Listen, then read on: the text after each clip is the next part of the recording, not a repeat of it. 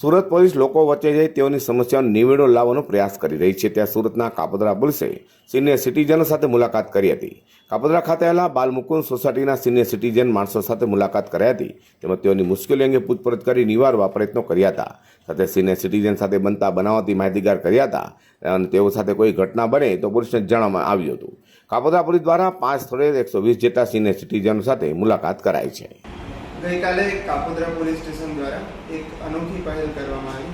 એમાં માનનીય સીપી સાહેબ તથા સેક્ટર સાહેબ, ડીસીપી સાહેબ અને એસીપી સાહેબના માર્ગદર્શન અનુસંધાને કાપોદ્રા પોલીસ સ્ટેશન વિસ્તારમાં આવેલા જે કંઈ સિનિયર સિટીઝનો રહે છે એ લોકોની સેફટી બાબતે, આ ઉપરાંત તાજેતરમાં ઘણી જગ્યાએ એવી ઘટનાઓ બની છે કે કેટલાક વૃદ્ધ દંપતી, સિનિયર સિટીઝન દંપતી એકલા રહેતા હોય છે અને એમના પર હુમલો કરવામાં આવે છે, લૂંટ વિથ મર્ડરની પણ ઘટનાઓ બને છે।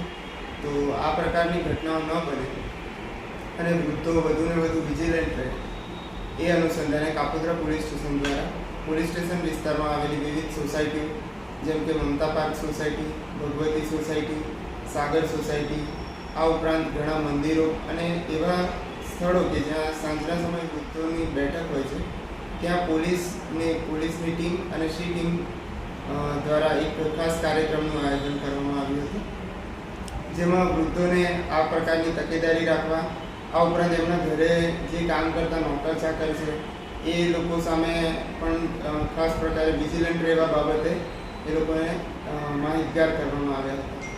આ ઉપરાંત અત્યારે ગરમીની સિઝન ચાલી રહી છે તો વૃદ્ધો પોતાનું ધ્યાન કઈ રીતે રાખે, આ ઉપરાંત પોલીસની પણ એ લોકોને ગમે ત્યારે જરૂરત હોય તો એ બાબતે તે લોકોને માર્ગદર્શન આપે।